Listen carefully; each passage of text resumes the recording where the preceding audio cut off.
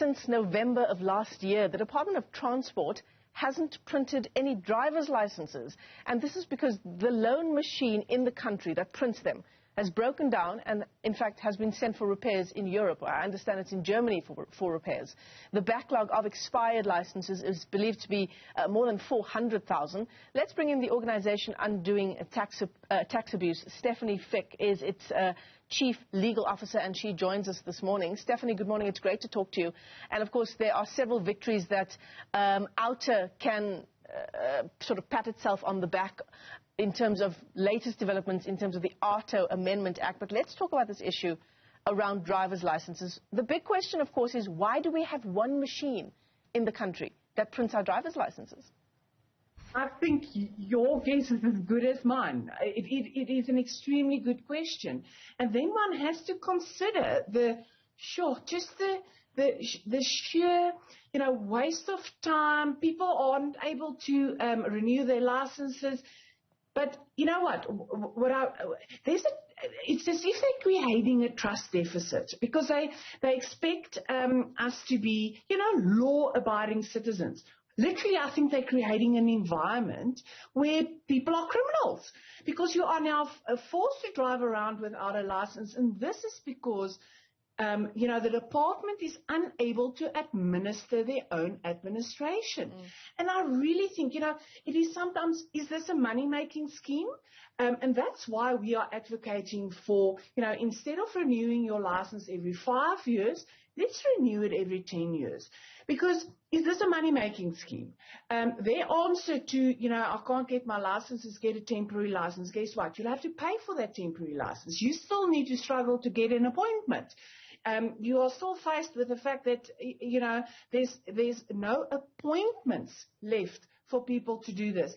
I really believe that South Africans are at heart just want to do what is expected of them, are law-abiding citizens. But you're making it extremely difficult for them, and I don't think that is the purpose. You're giving a service, make it as streamlined as possible.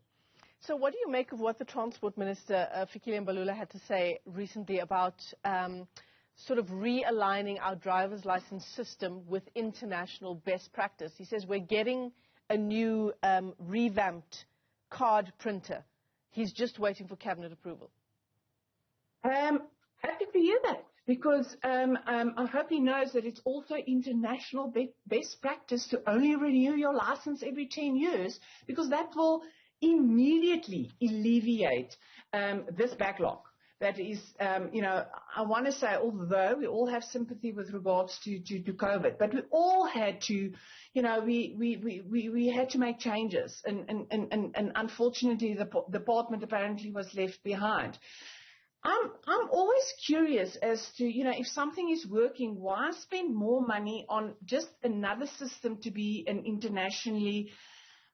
So if we are going to spend more of, South Africans' money on something that may also create problems, I don't understand why. Why do we every time have to reinvent the wheel if there's a problem? Make it as easy for motorists to renew their licenses as possible. Make it as cheap as possible. We are obliged to do this. You can make it as easy for us as possible. So whether it's a bad idea, probably not. I mean, if it's going to speed up the process, probably not. It's just who's going to get that tender? Are we going to be transparent, or do we make sure that the company that gets the tender will give South Africa the service that we deserve?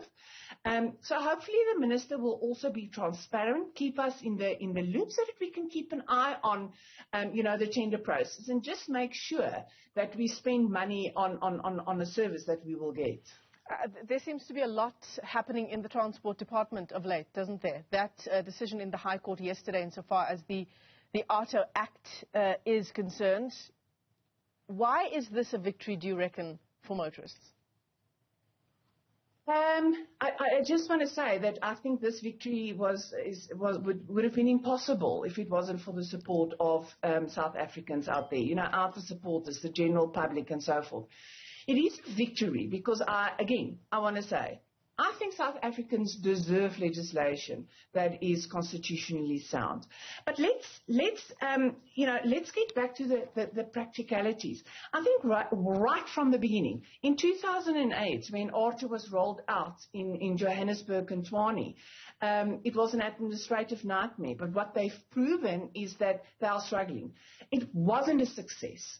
Here in Gauteng. The demerit system that has always been part of that legislation has never been rolled out because they realized that the system is not working as well. Now they want, with the Amendment Act, to roll it out nationwide. Why do I think this was a victory?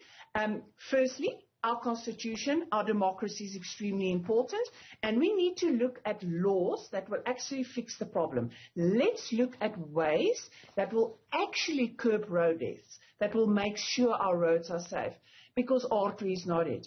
And then look at legislation you can administer.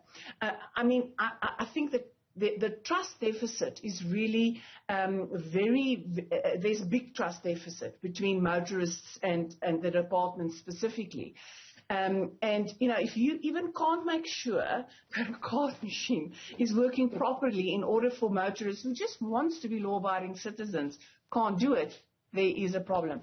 Yeah, it's time for a reshuffle. Yeah, it is laughable, Stefanie. It really is. It's difficult to understand that we have one machine, and just important to note as well, the court yesterday directing the Minister of Transport and the Road Traffic Infringement Agency to pay OUTA's costs in that court application. Stefanie Fick, let me thank you for your time this morning. She's the Chief Legal Officer at OUTA, and the issue we've been discussing this morning is the issue around the machine that prints our driver's licenses. There is now a backlog of some 400,000 outstanding licenses. That machine is being repaired in Germany. The Minister himself telling us that he's waiting for cabinet approval before he brings us in line with international best practices in terms of the printing of our driver's license cards. So, of course, that's a big story that we are tracking for you here on the program. Absolutely important story.